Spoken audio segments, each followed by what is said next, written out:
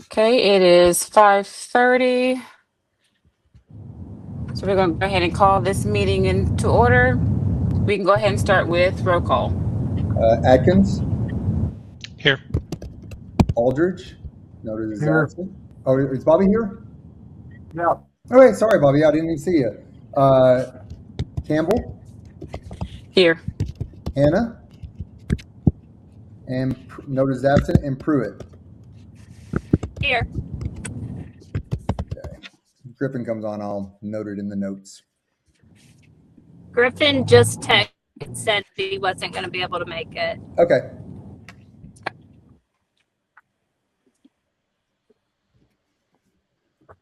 Okay. Looks like we're going to voting items. So we need to go to approval of the April minutes. Do we have a motion? I'll motion Scannon. Is there a second? Bobby. Okay. I have Atkins moving for approval and Aldridge second. All in favor? Aye. Aye. Aye. Any opposed? Okay, now we need to go to the approval of the April financials. Okay, I can share this in there. Okay. Yep, there we go. Yep, we're up through April now, and everything's basically trending along as normal. You can kind of see the percentages over there. We do still have some. We know the facilities didn't come in, so we are hoping that we will get that next year, and we anticipate that we will. And going down. Everything's pretty much trending along as it should. We are down in some areas and high in some, and in general, I think the biggest piece that we're really trying to get a handle on is, as you know, building life cycle issues, and just make a lot of our repairs. We had a lot of HVAC repair, some roof stuff going on, different things like that. And we are actually getting some assistance from the Boys and Girls Club on some of these issues, but we're right now looking at formalizing and trying to explore kind of maybe formalizing some kind of agreement with them. It feels a little. We're going to talk to APSRC and see what their recommendations are. I've looked also at other CLCCs and see if there's any kind of rental agreement or cost sharing or something, because they are, using a lot of our facility and kind of expanding a little bit as well into the amount of rooms that they're using, which is fine because we do have some open rooms due to our RIF that we have. So we have the space to share, and it's always been part of our vision to make it a good community center. And for us to have that building utilized by the community. And of course, we know we're reaping the rewards of some recruiting through the Boys and Girls Club and through the Teen Center. And of course, our kids are using it as well. But yeah, we just don't know if we need to have formalized some kind of percentage or just a flat rate or something they've made efforts to, and are still working. Beth has told me with OG&E to try to allow them to use some of their solar to put towards our utilities, but she's having a hard time sort of getting that all squared away, and she's still making efforts to do that.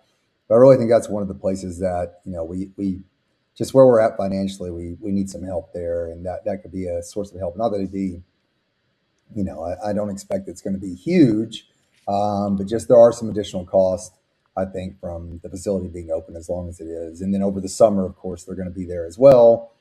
So that'll be, a lot of utilities use in the summer that we don't necessarily always have, with lights being on and things of that nature.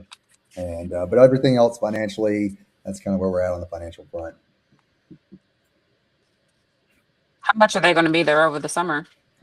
They're open the entire summer pretty much. So they'll be there and it'll be open, which is great. As far as a lot of our kids will be enrolled there, and we expect that they'll expand some and have some new kids that don't normally attend the teen center. They'll be there. They'll get exposed to future school, so that's good.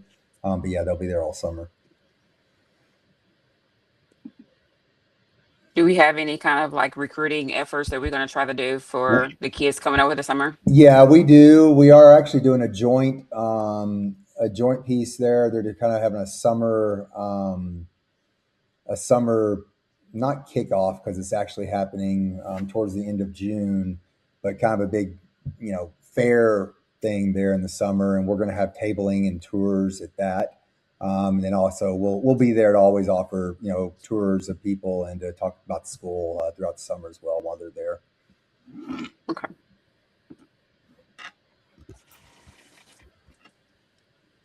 Any other questions on the financials? I mean, the one comment would be with the Boys and Girls Club, the sooner you get that in place, the better, because the longer we let it sit without Yeah. that in place, the more longer they think they can not have it. Yeah. And they've also, they have certain windows in which to investigate, to amend their grant and the expenses in their grant. And so we have to get that done before, they get locked in with how their grant expenses are going to go this year.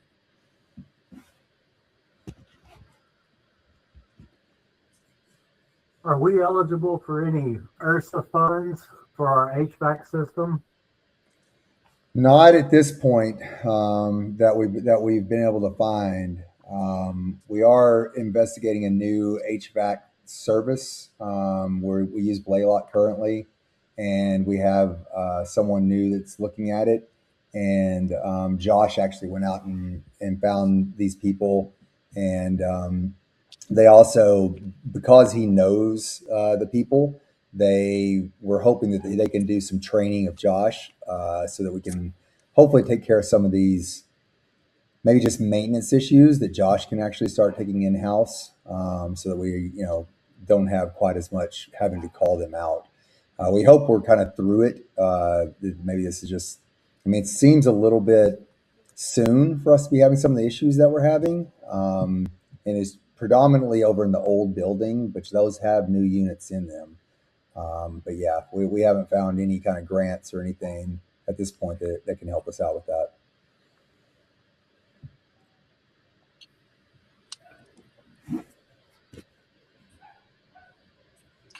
Any other questions or comments? I move that we accept the April financials as presented. Is there a motion? And this is Susan. I will second that. Okay. All in favor? Aye. Aye. Aye. Any opposed? Okay. Now, the next item is the approval of the reelection of the CP claiming identified student percentage. Now, that was a mouthful. So Yes. basically, we were up for our CEP, which is a community eligibility provision, which allows us to feed all of our kids. And Gotcha. we're a CEP school because we have a high enough number that receive government assistance around food insecurity. And so basically, this locks you in for 4 years. And we would have walked in at our old rate, but we had the option to go and look at our claiming percentage and see if it was higher. And it is higher. And so basically we just have to have it in the board minutes that you all approved us claiming this new higher percentage. And so it's not going to be much. It'll be probably gone up to a few thousand more that we'll be able to claim over the course of the year, but it is an increase in what we'll be able to have for revenues on CEP.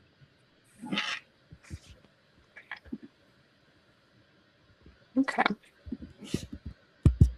Any questions related to that for anybody? Is there a motion to approve? This is Susan. I'll make a motion to approve. Is there a second? This is Keenan. I'll second. All in favor? Aye. Aye. Aye. Any opposed?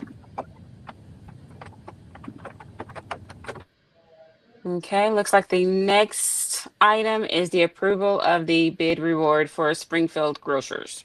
The narrative on this I did put in the agenda, which is that we put out our general RFP, and Springfield came back, and then Cisco also came back, but they submitted by the old one. We gave them 2 weeks to resubmit. They didn't do so, so that kind of defaulted to have Springfield Grocers SGC to be our to receive the bid or to accept their bid.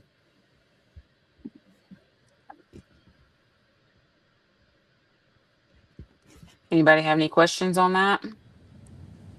Oh, We've used them. I mean, we've been using them for Yeah. a while, right? yeah, we have. Yeah. Hey, going back to the previous Okay. item, who was the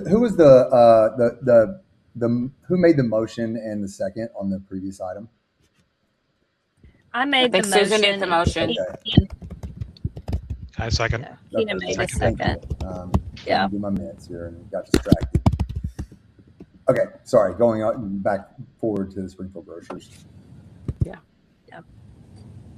If I remember correctly, we've used them for a while, and I can't remember, maybe a couple of years back when Okay. we did the pricing for it, they were the ones who came in at the best rate. And then also, am I remembering all this correctly? Yes, you are. Like, Yep, you are. yeah.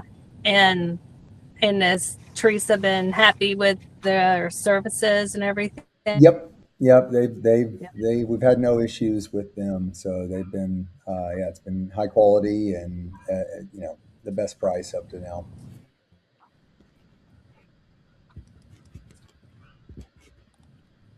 Okay. Is there a motion to approve?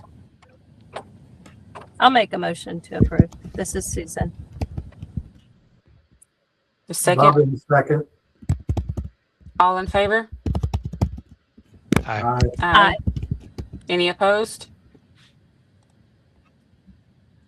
Okay, looks like we have some informational items. We have the academic updates. Yep. I'll share this to you all. There we go. So this is our trends and that we have. Courtney put this together, which I thought was awesome. And so if you look over here at ELA, we have the last 3 years where we trended at. And this is the number of students that are proficient. So scoring a 3 or a 4. We have ninth grade is our one kind of point that doesn't look great. And so we had in 2024, 24% that were proficient. We went down all the way to 15% in 2025, and we maintained that in 2026.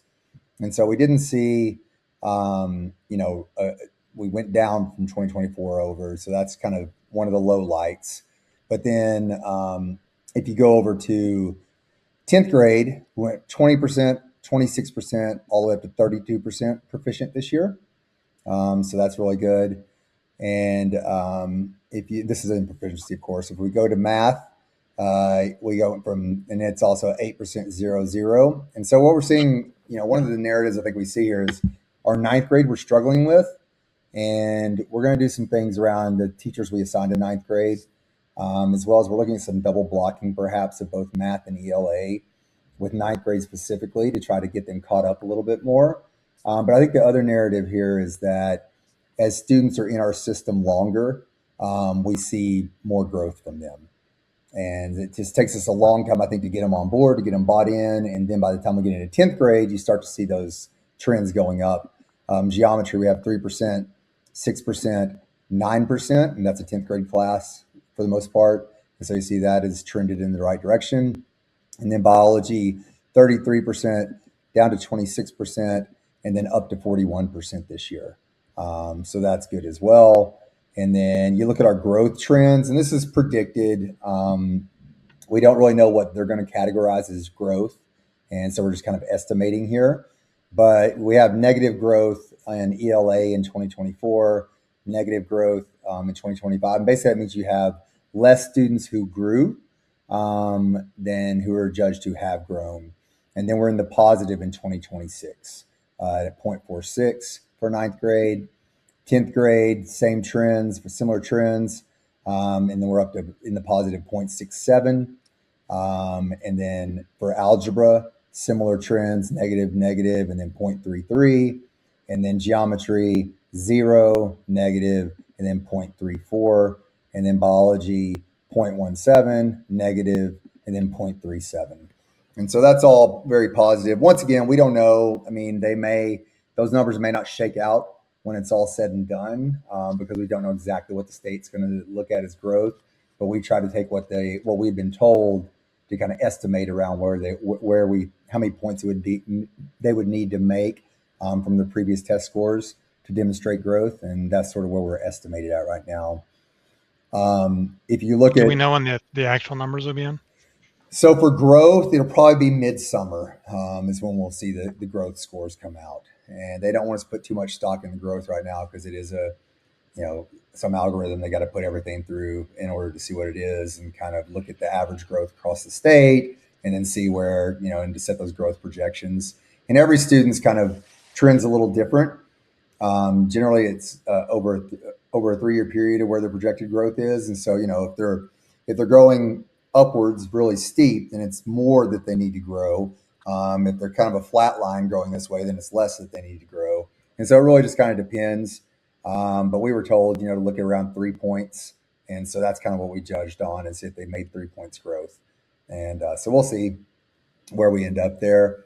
And then if you look a little bit further down, under 2026, we have 78% of our students showed growth in ELA. And that was 69% in 9th grade and 82% in 10th.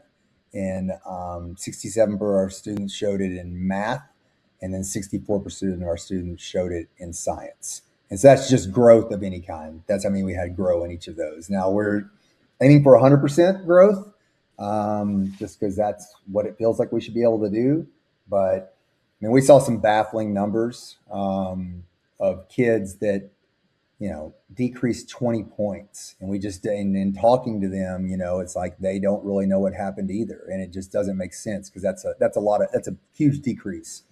And so we aren't sure exactly what's going on there. If the kids was just having an off day, if it was material they just didn't know. We do have some kids that we had in some discipline issues. Some of our kids that we've dealt with some on board previously, and they came in and tested after those discipline issues. And so that then, I don't think they were real motivated to do well on the test whenever they're coming in that situation.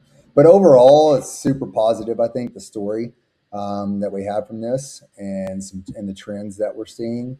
Other than that 9th grade, and we've really got to look at, how do we get those 9th graders more invested more quickly, so that they're demonstrating the level of proficiency and growth, and we're seeing those same positive trends with 9th graders as we are with 10th graders.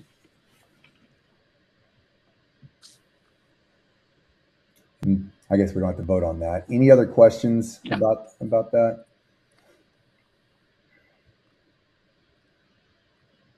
Okay, so looks like the next item we're going to be addressing is the renewal and loan updates. Yeah, it seems like every time we have a meeting, we get it. On that day, I'm getting news, and today we did have news. One negative and one positive. The negative was that Arvest also declined to fund, and what we're seeing is just because of declining enrollment, because of current concerns about declining revenue, that people are hesitant at this point. We don't really have any compelling piece, and Bobby, you've been on this for a while, to say, hey, no, we think enrollment's about to start trending up, and it's hard to make that, I would love to roll out some great plan that they all, buy that's showing that, hey, we're about to really start turning that enrollment piece around, and next year we're going to increase 100 students. But, it's a pretty hard argument to make compelling at this point in time, and looking at the way growth trends or declining growth trends have happened over the last 2 years. So I think that's where we're really running up against things. In good news, the Civic Builders did contact us and let us know that they're extending our loan again, and are going to extend it into, I believe it's December of 2026. And they have also pointed us in the direction, because, they said, well, what other commercial banks are you contacting? And I just said, I don't, if we've had two turn us down and two that, we obviously have a relationship with Sam. He has a relationship with the Fort Smith community, and some personal reasons that he would be interested in helping us out. And then Arvest, of course, has, Walton connections that they also would have some compelling reasons to go with us. And so, I just said, I don't think that pursuing a third commercial lender is going to really be fruitful if neither one of those have been fruitful at this point. With everything staying the same, if some new data comes out or something different happens, and all of a sudden we do see a huge increase in enrollment, or we see a new funding model from the state, which is nothing like that's in the works as far as we know. There might be some kind of way to turn that around, but right now I don't know that commercial lending is the pursuit either. So I told City Builders, I said, well, we're actually do agree, and that makes sense. And so they're pointing us in some other directions for funding around that. So that's what we're going to start pursuing now. But we do have a reprieve to some degree because they have agreed to extend our loan again. You said that extension is until December of 2026? Yep. Okay. And then I am Thursday going in for renewal down to Little Rock, and we'll be presenting our case for renewal to the Charter Authorizing Panel. And we don't foresee that there's going to be any issues around that. I mean, it's kind of, I think whenever we talked about our F and presented our improvement plan back in March, I guess it was, that kind of was the big heavy piece, and it'll be to the same people that we presented that to. And so really this is just kind of agreeing to our improvement plan, and then we'll see whether, how long the renewal goes for, whether it's a 3-year or 5-year, whatever. We aren't sure at this point. I hope that we'll get 5, but we could end up with a shorter than 5.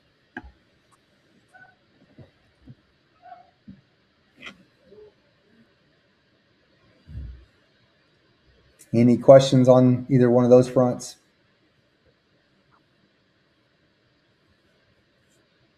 I mean, it's really positive on the academic updates. The turnaround is just fantastic. Why can't we just I tell love that seeing story that. to the banks instead of the number of students?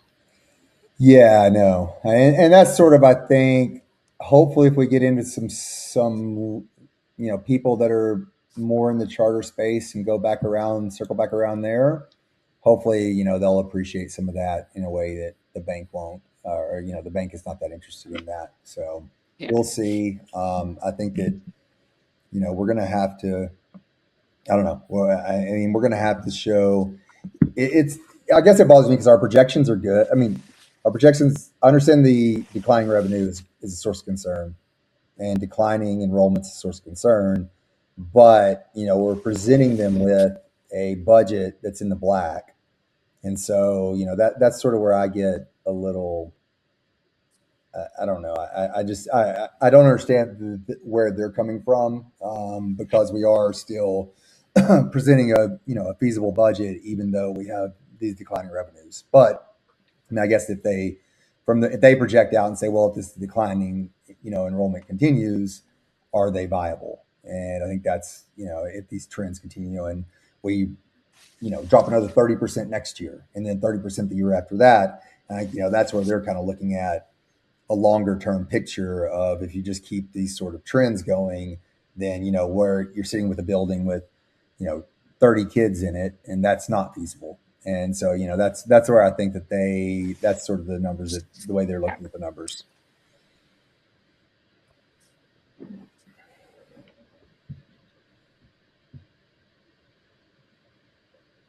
Anybody else has any questions or concerns?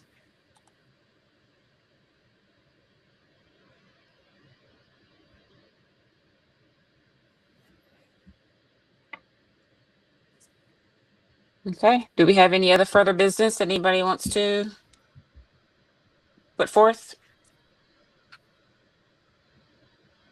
Okay. If there's nothing else. One final thing. We are planning on next Tuesday our growth assembly, where we're going to award growth the cash rewards for growth. And so if anybody's interested in that, I'll give you more information on that via an email if anybody wants to come or be involved in that. that'd be great. Yes. But that will happen next Tuesday around 1:30.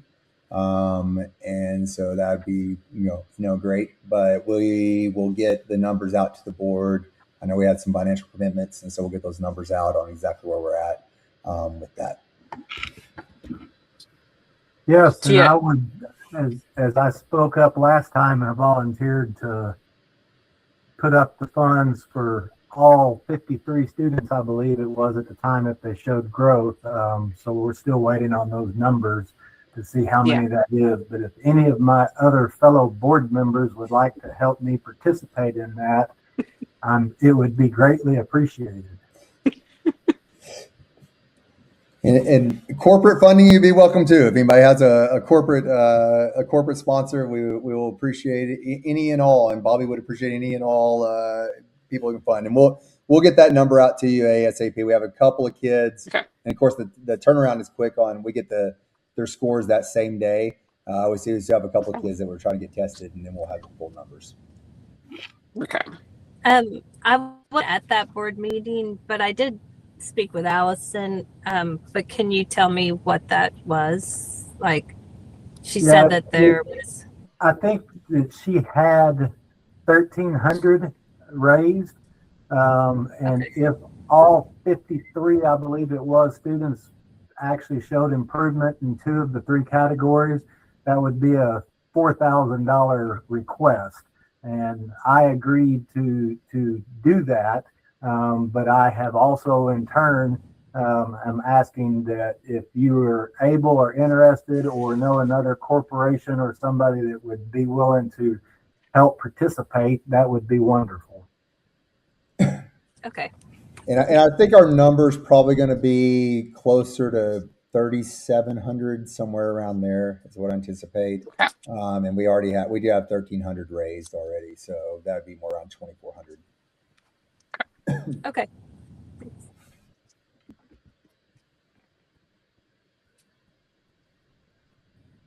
Okay. Anything else for anybody? You said that assembly was next Tuesday? Yep. Around 1:30, a little bit after 1:30. It'll be concluded by 1:50.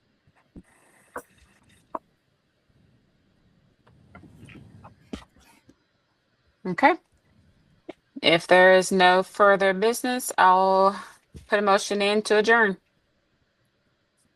I'll second. All right. Well, Okay. I like seeing you all better in person, but this was thank you all for being flexible around this. I've got some things going on, so it was going to be hard for me to get there in person. So thank you all so much for your flexibility. No problem. Anytime. All right, Thanks. you all take care. Thank you so much. Bye. All right. Bye, Thank guys. you.